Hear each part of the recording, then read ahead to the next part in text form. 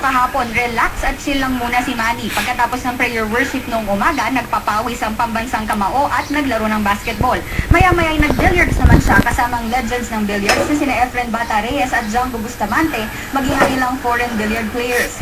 Kahit simula na raw ng kanyang pukpukang training, maglalaro pa rin daw siya sa Miyerkules sa PBA game ng kanyang team na Kia Carnival.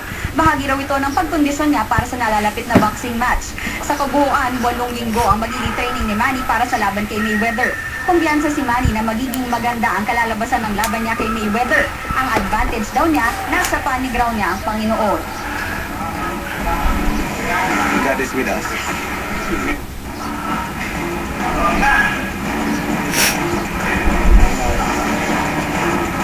Rafi, hindi man nakapag-morning jogging kanina si Manny ay babawi raw siya sa pagkondisyon ngayong hapon.